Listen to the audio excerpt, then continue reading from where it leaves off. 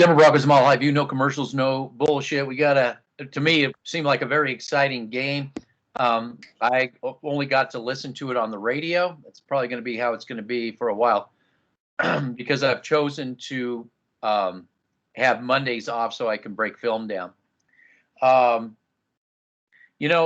Colby, a couple weeks ago, I told you that I studied the Giants, and I said they got rid of their main Batman, who was their push up the middle guy, and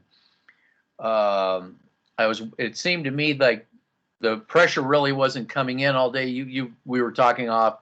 You said it looked like it did.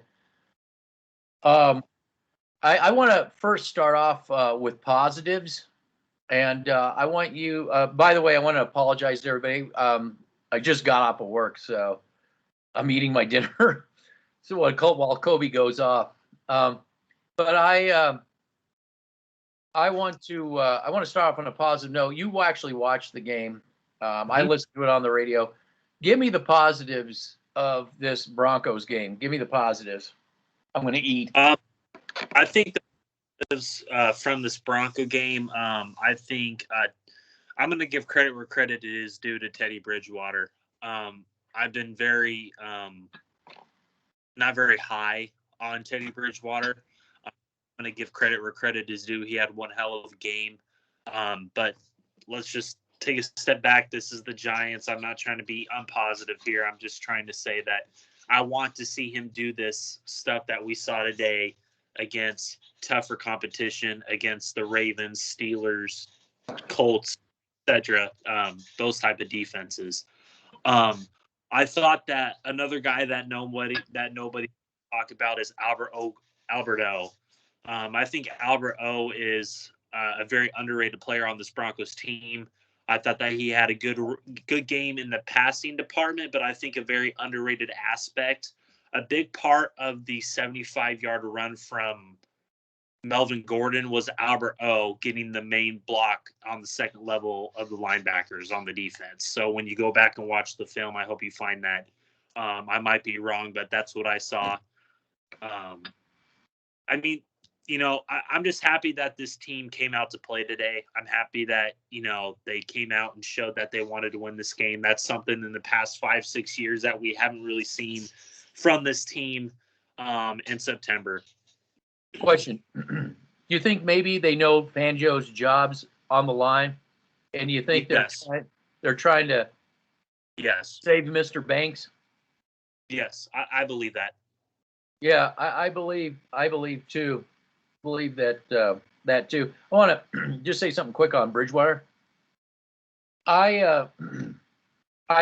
This whole quarterback competition was a waste because they should have just had Bridgewater the whole time getting ready for the season, because we both know that they were done with Locke before the COVID year when they got rid of Scangarello. Well, let's not play games. Just make him a backup. Get Bridgewater ready for this. That's what should have happened. Okay, because you're going to go with Bridgewater, right? That we knew that they were going to go with Bridgewater. So stop the nonsense, and and I'm glad. I am very happy to see Bridgewater succeed, because where he is in his career, and he was dumped in our lap and everything. And I've never hated Bridgewater. I've always been intrigued by him, actually. And I thought he played, from listening to the game, he played like a Brady ball. He did a good job playing what I would call Brady ball. Go ahead. Yes and no. I think the difference is we saw a completely different team on Thursday night with the Tampa Bay going against the Cowboys defense, or the Cowgirls defense. That's, you can say what you want about the Cowgirls defense. I'd put it up there with the Giants, but I think you saw a better offensive line in front of Brady with the Tampa Bay Buccaneers than you saw today. That's just from what I saw in the game. But I think Teddy Bridgewater was able to extend plays and was able to manipulate pressure. And what I mean by manipulating pressure is you're going to see a lot of pump fakes. You're going to see a lot of misdirection, scrambling around in the backfield, and that's very concerning to me. Teddy Bridgewater should not be doing that back there. He should be standing tall in the pocket, being clean. he was able to get away from pressure by himself rather than the offensive line keeping him upright, in my opinion. Yeah, I'll be definitely watching the film.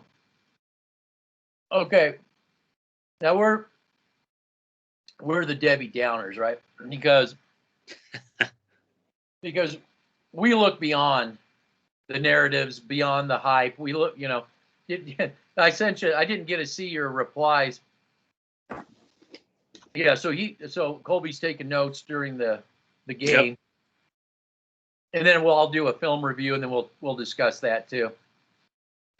When that time comes.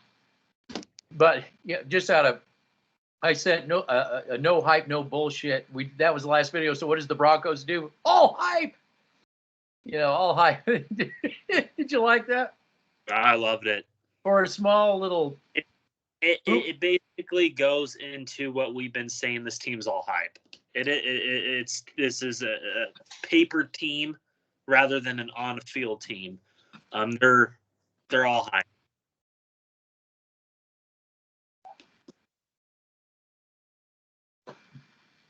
So yeah, I think today, I'm happy that the Broncos won. Am I happy going forward? I want to see this continue against the Jaguars and the Jets.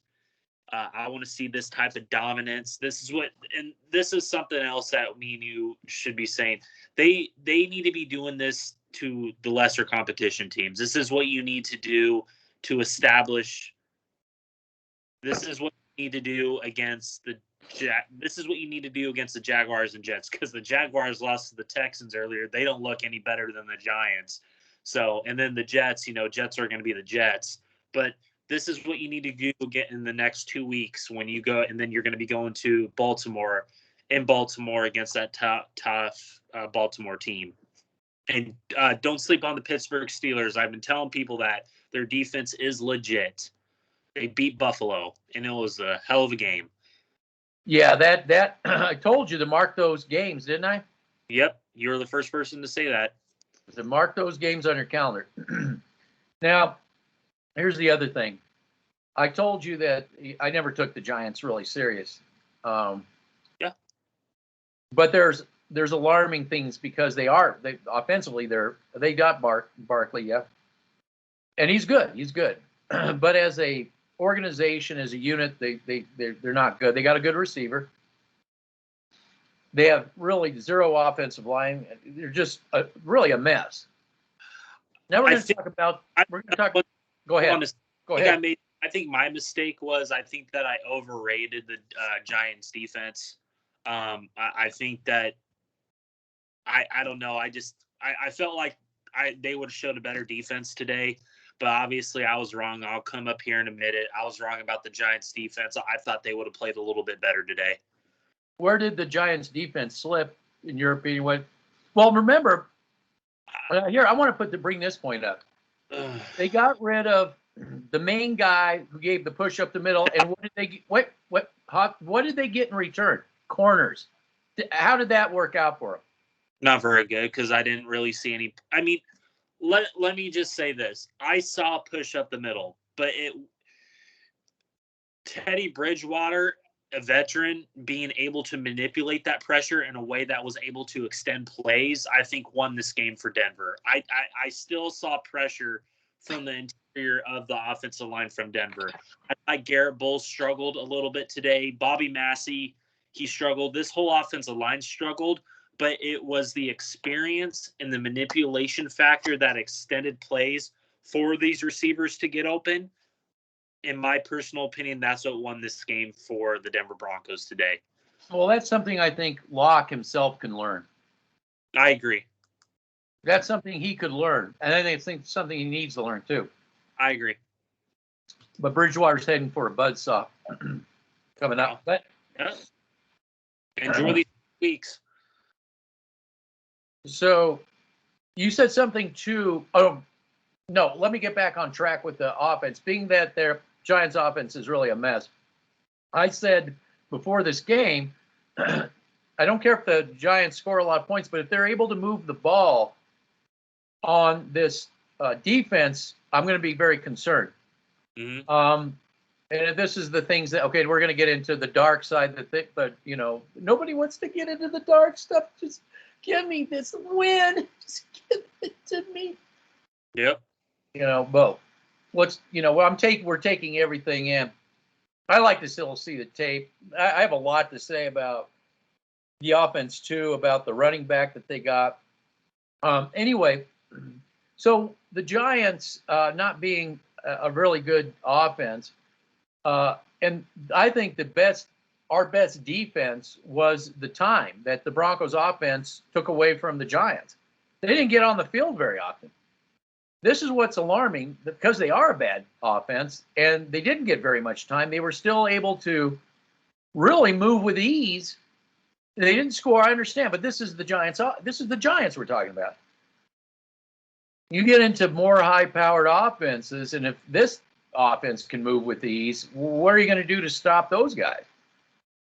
That was a bit of a concern in this game for me, just listening on the radio, that they were able to. And then there was boneheaded stuff going on too by the Broncos, but defense, like I brought that point up in the film review last time. But we saw, you were right about, you said Fuller was going to get exposed. You said Surtain was going to get exposed. And who else got exposed in this game? I think it was more than just those guys. I think Draymond Jones got exposed in the game. That Justin Simmons, especially, again, I'm telling you, he got exposed in the game. I'll go into Justin Simmons a little bit later. We'll build up to that. But I think that for right now, I was telling people Kyle Fuller, I think, was a guy that is past his prime. He's an AJ Boye 2.0. You're going to see it when you watch the film. He was continually getting beat on the outside. Patrick Surtain was playing in the slot. I marked it down. He played multiple times in the slot. He played a majority of the game in the slot. Are we all shocked? Are me and you shocked by this? Well, that's what Elway wanted. Elway wanted that. Yeah. He got burned for a touchdown. Because this is what I was saying. I said, rotate Callahan, not the other way around. Rotate Callahan and Fuller and put Surtain on the slot, on the edge where Fuller is. They won't do that. But I think that's what Fangio wants, because he sure was like the slot. He's like, you could see his body language in the press conference. I agree. And you saw today when he got beat for that touchdown, he missed his assignment. He basically got beat. He didn't have the hip fluidity to run with that guy in the middle of the field. I'm sorry to ruin that for Bronco fans, but the radio announcer said he got beat bad, is what they said. Yeah, he got beat bad. He got beat bad. He got beat in the middle of the field. He missed his assignment. He didn't follow guy, because I've been telling people he's a boundary corner. He uses the sideline to help him a lot in his game. He can't run with these slot receivers. He can't run with Darnell Mooney, a Sterling Shepard, a Kenny. He can't run with those guys. He can run with them on the outside when they run vertical routes and certain routes. But when he's running an over route in the middle of the field, he can't keep up with him because he doesn't have the makeup speed or the hip fluidity like a Ronald Darby had. And I think Ronald Darby had a hell of a game, by the way. Okay. Guy I wanted 2 years ago, right? Yeah. But don't listen to me. Yeah.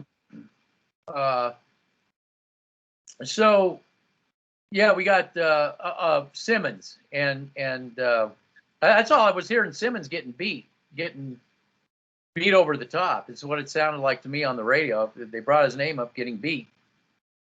I think here's the thing with Simmons. I saw the same Justin Simmons I saw last year. A guy that's out of position a lot of the time, a guy that just doesn't have the requisite, again, makeup speed to be able to cover the field. That he's a free safety. And a majority of the time, I'm watching the game again right now. I have a play right here where I see Kareem Jackson coming in the box, and they actually have Patrick Surtain playing on the outside. I'm really shocked about this. I believe so, but and you have Justin Simmons back there. And the reason why I'm not very high on Justin Simmons because he cannot cover a certain area of the field that you need a free safety to cover.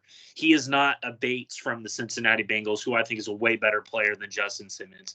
He is not a Buda Baker, the Honey Badger in Kansas City. He doesn't have that type of speed and instincts to be able to cover. He looks great when Kareem Jackson's back there with him. But when it's just him back there, the cause for concern is there. The cause for concern is there. Kareem Jackson, it sounded like on the radio he had a pretty good game. Yes, they basically used him as the nickel dime backer.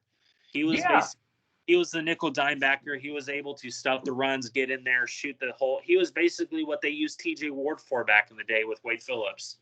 He sounded like, in my opinion, it sounded like he was more impactful than the guy next to him, Justin Simmons. Who's the third highest paid safety in the National Football League. Yeah, put that out there. Yeah, it's ridiculous. But I am glad to see how our quarterback went, Bridgewater. I want to talk about the running backs just really quick. I don't know how the holes were being opened for them, but it seemed to me that Williams, if they can get him to go in between the tackles, that's where I think he could really be a difference maker. But then you got to block. It's not, we can't all just point the finger at him. There has to be, the holes have to be opened up. I agree. I think one thing that I underestimated about Javonte Williams, and I know this just is the first week and this is against the Giants defense that I overrated, but the one thing that I was really impressed by him is, as a running back, when you're going to be stuffed, like let's just say it's a 2nd and 8 or 1st and 10 or something like that. Let's just go off 1st and 10. And it's going to be stuff in the backfield and he's going to get you 2-3 yards. That's basically what I want from a running back. But the one thing that I was very interested in to see from him today was that he was able to his vision was a little bit better today than from what I saw on his college tape. When I go back and watch his college tape, I thought Michael Carter had the better vision coming out, and we basically were proving that when we had a guy that came and did an interview with one of the Feel Good radio people saying that Michael Carter was the better vision runner. But I think today what you're going to see in the film and what I saw was a guy that was able to kind of just set up his blockers a little bit better than what I've seen him do in college, like a Philip Lindsay did and that a Melvin Gordon took from Philip Lindsay. I thought Melvin Gordon had a really good day today. Not because of that 75-yard run, but he looked like he had some burst in his game. So we'll see what we do going forward against the Ravens and the Steelers. That's what I'm going to base a lot of this criteria on. Okay, how did the run blocking look for the Broncos? I think it got better as the game went on because they were able to wear down the Giants' defensive line. They were winning the time of possession battle that me and you opened up with in the start of this video. That makes sense. Yeah. They won the time of possession, and that's how they got that 75-yard run with the key block by Albert O and a guy that no one's talking about, and same with Eric Schaubert. I think Schaubert had a good blocking game as well, but everybody's underestimating Albert O's blocking ability, and you're going to see it in this game. You're going to see when he climbs that second level and gets that key block on the linebacker. Yeah, I had brought that up in film, Albert O's blocking. Let's go to the wide receivers. Here's the talk. And I think it's stupid talk. I think, the Broncos having a stable of people they can throw to. Why do I want a number one?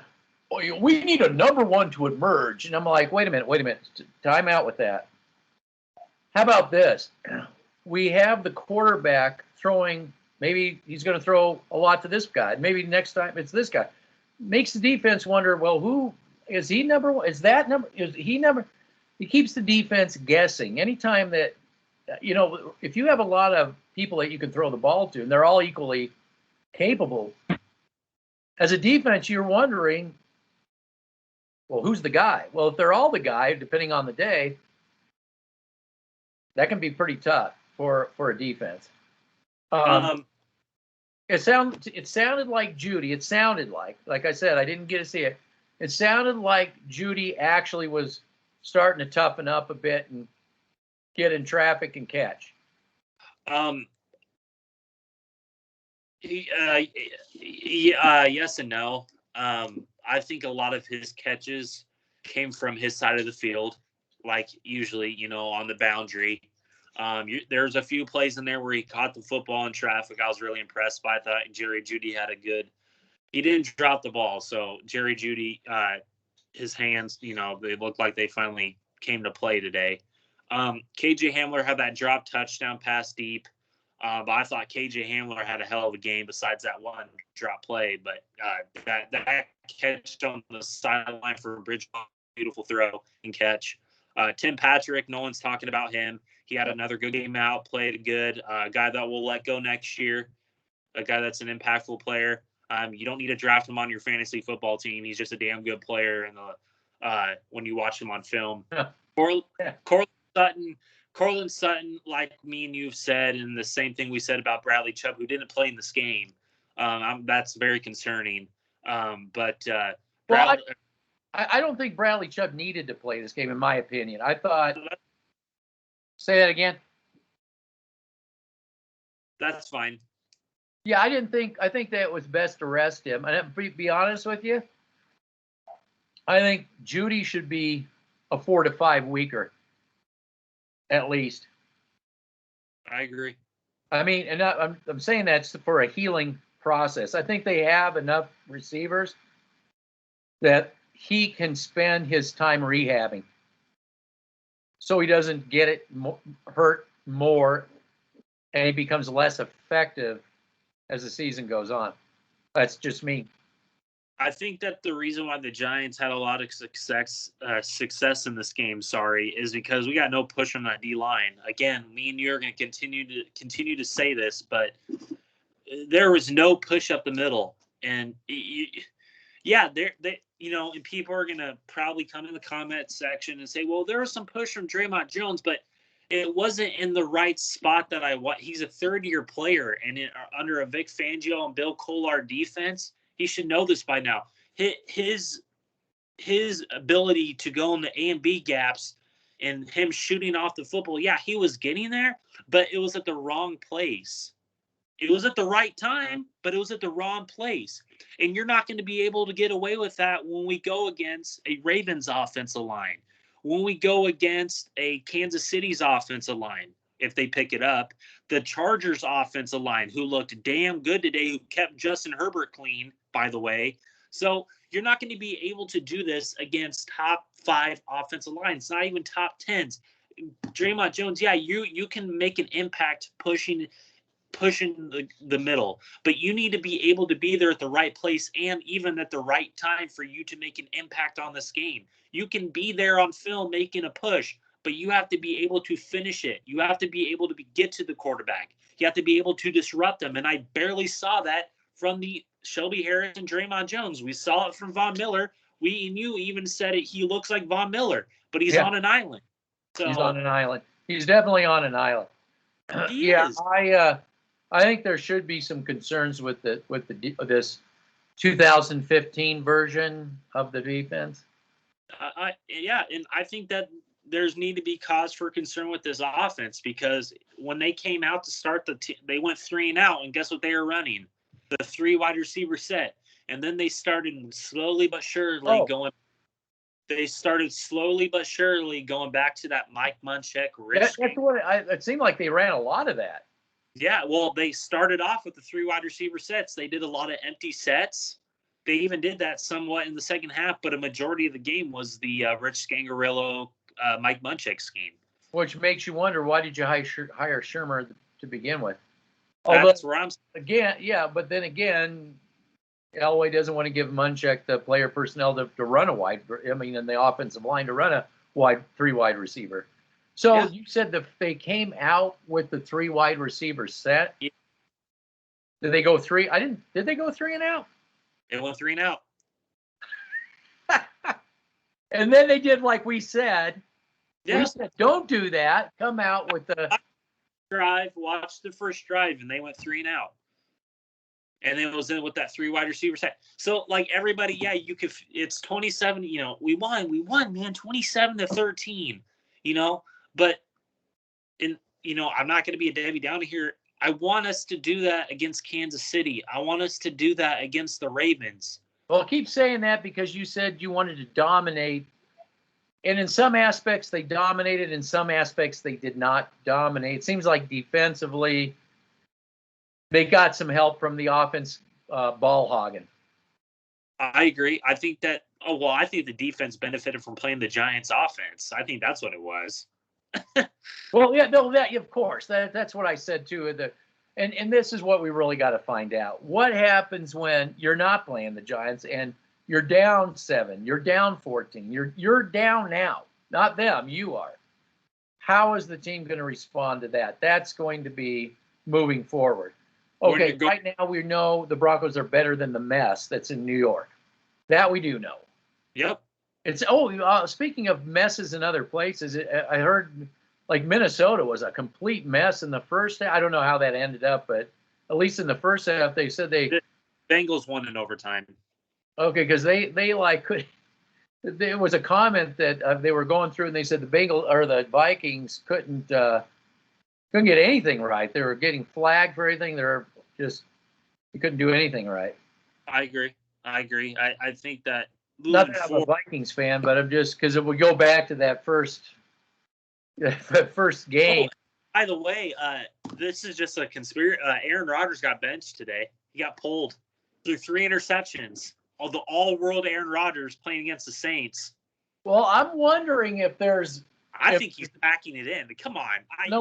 Wait a minute. I'm wondering if his teammates don't care about whether he's there or not. I think so too. And there was a report that came out before the game that Ian Rappaport, John Elway's buddy, came out and said that the Broncos are still interested in Aaron Rodgers at the end of the season. So okay. They're talking about that. Okay. The article. I'll send you the article. Okay. Now that brings up another question I have. And everybody's raving about Teddy Bridgewater now. Are these same people who are raving about Teddy Bridgewater going to flush him down the toilet for Aaron Rodgers, who apparently it seems like nobody wants to play for him? I don't know. It just to me, I don't see people like they do with Tom Brady. Pick me. Like recess, right? Kickball at recess. Pick me. And who's volunteering to go play with Aaron Rodgers? I haven't heard anybody. Say that again. Randall Cobb, yeah. The slot receiver from the Houston Texans, who's formerly with the Packers and Cowgirls. Well, he's all over the place anyway. Yeah, he's a journeyman. That's what I'm saying is that, is there any loyalty to Aaron Rodgers from anybody? Seems like his teammates mutinied on him. Oh, yeah. I mean, I thought the Saints looked excellent today. I mean, come on now. Behind that offensive line, Jameis Winston, of course you're going to look good. I mean, you throw 3 touchdowns and you're not turning the ball over, of course you're going to look that good. I thought another team that looked dominant was the freaking the Cardinals. Hey, my friend really likes Jamie Winston. He said what he's seen so far, he said he's really liked him. Yeah. I mean, you put Teddy Bridgewater behind that offensive line. He went 6-0 for a reason. So just saying. Oh yeah. No, they understand the offensive line in New Orleans. They're tuned right in, just like they are in New England. How did Mac Jones do? I didn't really watch the game. I kind of just was focusing on the Bronco game. I got to go back and watch how he looked. I'm sure he looked okay. Trevor Lawrence looked like absolute trash. Jacksonville is just, we have nothing to be worried about. We need to blow out this team too.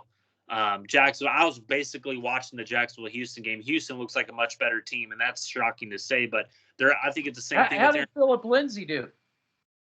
He looked pretty damn good from the carry. He had one fumble, But other than that, he got a touchdown run, and I thought he looked like Phil Lindsay from Denver. Got rid of him too. Yeah, of course they did. And that guy doesn't fumble often, so they don't get used to that.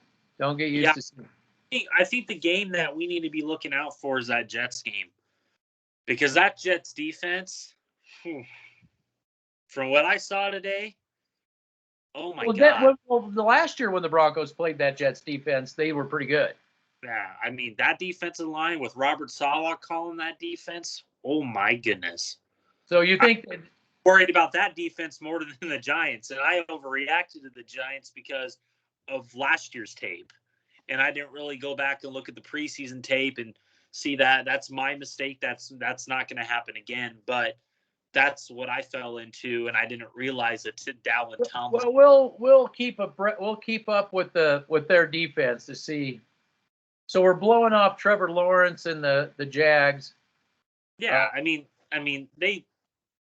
they're not. They're terrible. They're terrible. They're a terrible disciplined team. So you have nothing to worry about. We should win this game we should at least get 27 on this team, at least. If we don't, that's disappointing.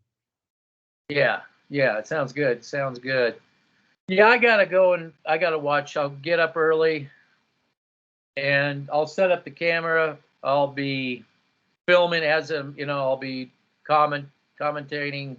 I think, let me just say this. I have him right here underlined multiple times here. Can we please get off the Graham Glasgow bandwagon?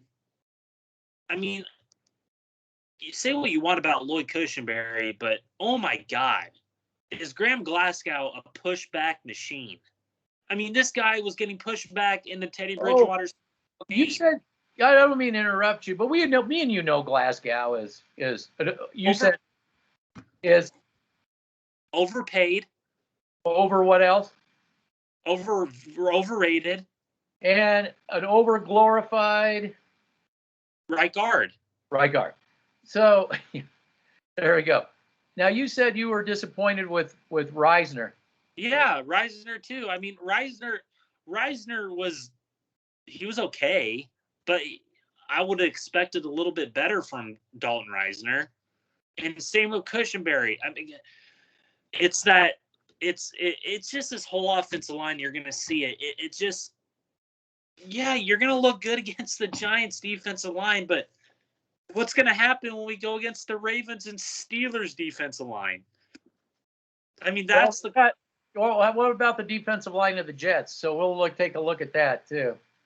Yeah, they looked good last year. The Jets defensive line, they were pretty good from what I saw in film. Williams, who's a great defensive tackle. They're running that 4-3 defense now, not that 3-4 defense. They're running that 4-3 defense with the cover 3, cover 6 Seattle defense when they're going to run a lot of stunts packages with the defensive tackles and defensive ends. So Robert Saleh has that team. Yeah, they lost today, but that team's a lot better. That Jets team's a lot better than people want to give it credit for. I love their coach, Robert Saleh. Now it's the organization and providing the players, but Robert Saleh is a damn good coach. I love Robert Saleh. Who was the tackle? You said you liked the tackle. Quinton Williams. He was a 3rd overall pick from Alabama 2 years ago. Okay, so we'll be checking that out when we play the Jets. So, yeah. All right. Well, we're always concerned here. We don't take anything. We're enjoying the win. It's great. It's against the dysfunctional team. But see, sorry to interrupt you, but yeah, okay, we're happy we won this game, but can we go into Baltimore and at home against the Steelers? Can we play like we did today, but when you're going to have adversity, when you're going to be down, like you said, 7-10 points going into halftime? That's going to be the deciding factor, yeah. I think you're on to. I think you've been right since day one. I think, ladies and gentlemen, always ahead of the curb here at Denver Broncos Mile High View is this guy right here who said that you need to be circling the games with Baltimore and the Steelers. Well, you may be right too with the Jets. So, the whole idea though is maybe they can work on things, but I know there's a thing about working on things and just having player personnel to get the job done. So, I agree. Maybe 93 can work on things so he can be there at the right time. Number 93. Okay, you said that Years to do that, and I really haven't seen any progression from him. Draymond Jones. So Fuller again. Fuller got beat over the top. I mean, it wasn't even funny. You go back and watch that play.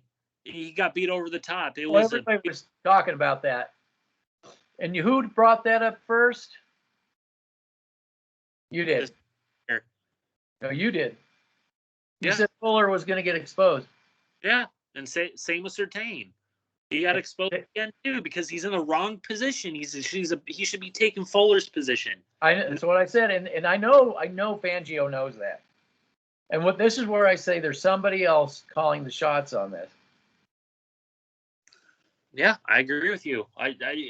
You're going to clearly see a Kyle Fuller who's past his prime, who they want to say he's the 2018 version, when he's clearly not. He's an AJ Boye 2.0 who got beat with a lot of undercut. They were running a lot of curls, 10-yard curl routes towards him, 10-yard hooks, and he was just getting absolutely destroyed. At least when Darby was getting beat, he was right there.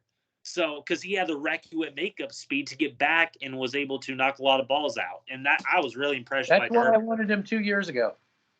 But no, again, don't listen to me. Don't listen to me. Thumbs down. Yeah. So okay. So, I think a lot that what you said came to fruition in this game. I think the Darby thing, you're right on, Simmett. You're going to see a lot of problems on this defense. They're attacking the middle of the field again today. That's what it seemed like to me too. It seemed like they were doing that. Alexander Johnson and Josie Jewell, you could be great run defenders to a degree, but your passing ability to cover certain yardages when you have a coverage assignment, and that's what you need to do as a middle linebacker. You don't have that. You don't have it with Josie Jewell. That was exposed. That coverage was definitely exposed. There were a couple of plays that Johnson did that was pretty good. It was nice to knock the ball out and all that. Yeah, but he's going to be again. Yeah, he's going to look good against the Giants, and he's going to look against. He's going to have a C+ game. But when he's going against Kansas City, against Travis Kelce, Tyreek Hill, Hardman, he's going to look like a second-string linebacker. Same with Josie. Yep. Yeah, we know. We've seen this before. We've seen all this before. Yeah. This is true. Get your pom-poms out. We won against the Giants. Yeah. Hey, let's just take this as a learning thing. I just came to a realization, too, is that one thing I should probably give Elway a break on is he does have the responsibility to put fannies into seats. So there's probably is a certain amount of BSing he's got to do to get people to drink the Kool-Aid. And get vaccinated. Totally. Yeah. Well, that's some real Kool-Aid there. Yeah. And vaccinated over and you'll never stop. Yeah, because they work, right? They work, so you have to just keep getting them all the time, right? Yep. They work so good. Oh yeah. Anyway, so he's got a job. So what I think, there's everybody else is into the pep rally, and that's probably what makes money is the pep rally. But yeah, I guarantee you though, if you were to take just a fan, I'm a fan, we'll take you into the training facility. And as soon as you take them and sit them down and they're talking about X's and O's and stuff, then he's gonna be like this. The same people. So most people don't want to, want to hear that. So I got to probably be more realistic myself as to what we are. Is that we're breaking stuff down and. Well, we make mistakes when we do film review. I make mistakes all the time. I said that Dalton Reisner had a good game against Seattle. You show the film, and I went back to go do a second look, and he didn't really have that good of a game. And I saw a lot of the pulling of the guards in that game, and I was wrong about that. I was wrong about Javonte Williams' vision. He showed a little bit. It looks like it's growing more and more each week. Well, I'm hoping somebody actually listened to us because, we're trying to do the X and O and really do the analysis. And I said, if they could just get this guy, because I was watching him and I thought, if you could just get him to go in between the tackles, you may really have something. If, he does what his former teammate did. Michael Carter. Yeah, but you have to have the coaching to recognize that and say, look, if you have to balance it out, let's make it one time or two times during a game, one half, maybe second half. But we gotta get you focused. But we also have to tell them you need help too. We gotta get this from our offensive line as well. Well, you need the stick-to-itness to stick with that type of progression. You need the stick-to-itness to stick with the type of learning that this guy needs, because this guy isn't a guy coming out of college that's the next Terrell Davis, or my apologies, he benefited from the Alex Gibbs offensive line. He's no Earl Sanders or whatever you want to say, Walter Payton. He's not any of those players. He's not a refined player yet. He's still a rookie. We could say the same thing about Patrick Surtain, but again, that's another guy that he has the. They're screwing him over. It seems like Surtain. That's what I feel like. Like I literally, okay, we can go back and watch the whole draft thing. We can go back and say, oh, you hated the pick. I hated the pick, but the player, I said I hated the pick like the player. I said that at the beginning of the video. I said hated the pick like the player. But I was worried that they were going to do what you said, was put him in the slot, because they brought in Fuller and Darby, and they already had Bryce Callahan. So my thinking was, oh yeah, he's going to play nickel. I said that right after they were speaking, after STR was putting it out there. Oh yeah, they're putting this guy in the nickel, because with what Elway wants to do is he wants to put the names out there. He doesn't want to develop rookies. If he falls on a rookie that made like a Philip Lindsay or something, he'll get rid of him. So we have to take into account with Patrick Surtain. Yeah, he's a damn good player. I will give you that. He is a good player. But is he a good player in the slot? No. He's a good boundary corner. Good boundary corner. Well, they said Fuller was better in the red zone, but he's more like a slot guy when it comes to the red zone. I would still have we can say, oh, we can flip-flop Callahan and Fuller. I don't want to do that. Why'd you bring in Fuller? Like, if you're going to draft Patrick Surtain, well, because Trey Lance was gone, but, we can sit here and say, oh, Fuller's this, Fuller was exposed today. And Bryce Callahan and Darby were the best players in that secondary, and Kareem Jackson were the best players in the secondary today.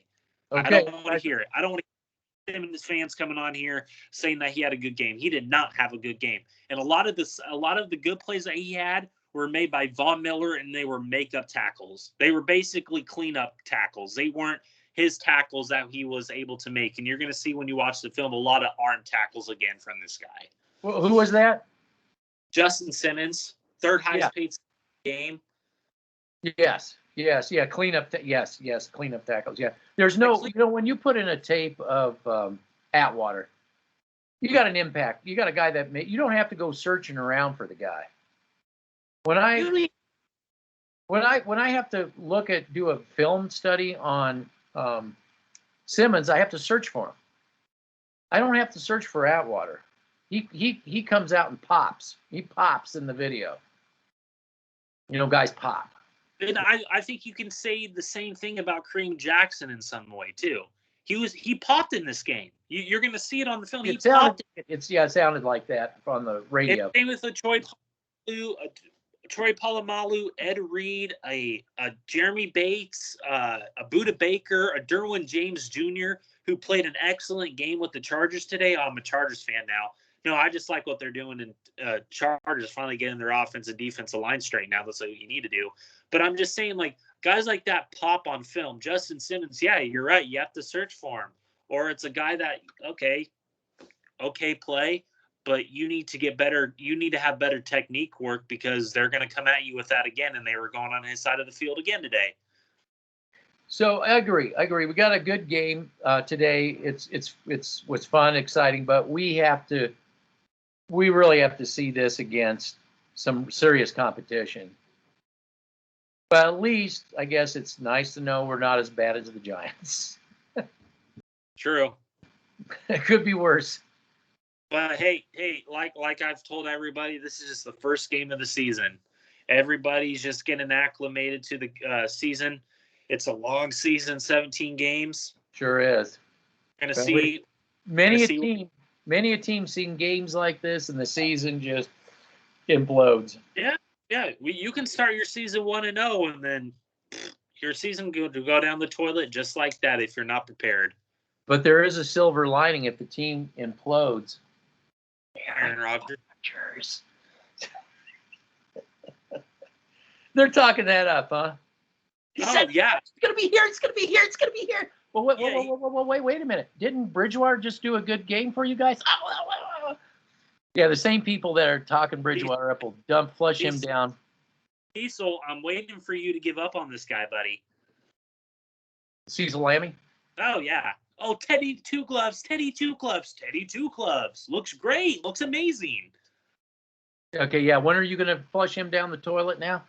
Just like you do. Should I set the watch to it? Should I set my Aaron Rodgers to it? Yeah. Or you're Deshaun Watson. You're Deshaun Watson. Hey, yeah, he's like just watching TV from his couch, right? Oh, dude. Can I just say something? The Texans behind Tyrod Taylor in that running game. I'm sorry. It looks like the Texans players didn't miss him whatsoever because they actually played a good game today. That's a good point. Just saying. Don't miss you yet. Just because you say Deshaun Watson 10 times doesn't mean you're going to win a Super Bowl. Hey, the Cardinals, they look like they're like the real deal now. Well, yeah, because they have a defensive line. They have a defensive line. Wait. Who did they add in the offseason? J.J. Watt? Oh, okay. What guy did they get to be their anchor guy in the 2 years ago? Jordan Phillips. Jordan, what? Yeah, where did I hear that before? Where did I hear that name before? I don't know. Maybe a guy. Wait. Who is playing in the linebacking core? Isaiah Simmons and Zaven Collins? Collins. Oh, man.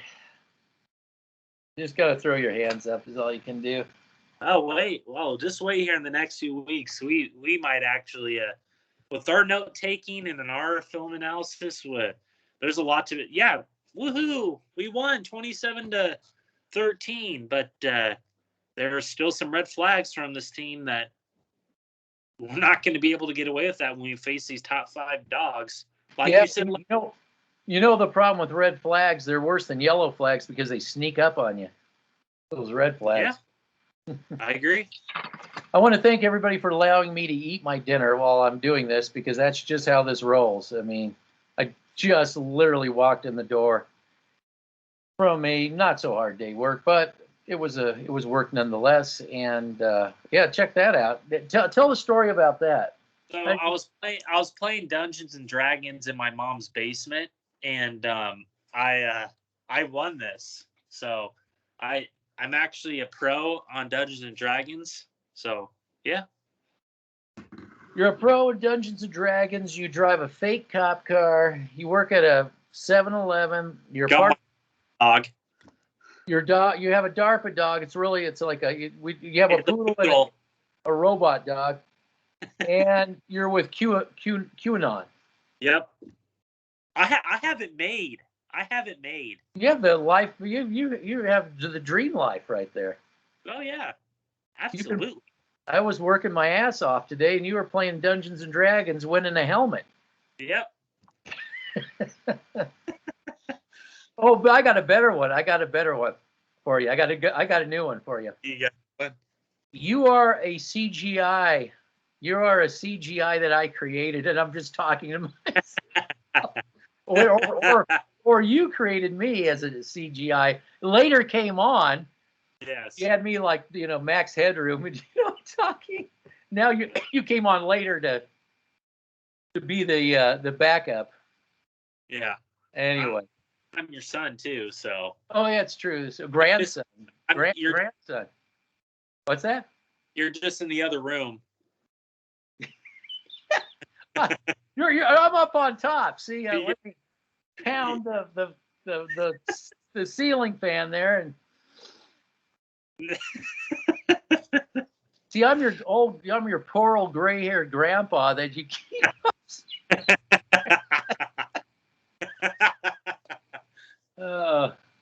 You gotta love it. Oh man. I know we're just thinking, what can people think of next? Oh, I don't know. I don't want to go there. I don't want to go there. I don't want to think about that. What people think next. All right, I'll let you go. I'll do a film analysis. Maybe Tuesday. We can do what we planned today and just go off of your film analysis. I'm gonna go when we get off. I'm gonna watch because I got the second quarter, and then I'm gonna watch the third and fourth quarter here tonight because I got to work tomorrow at 7-Eleven. So I'm gonna watch. Finish up the film here, and I'll write down the notes that I noticed, and we can talk about the film. All right. Well, don't get chewed out by your significant other for watching too much football today. I already did. All right. Take care. All right. Take care. Bye. Bye.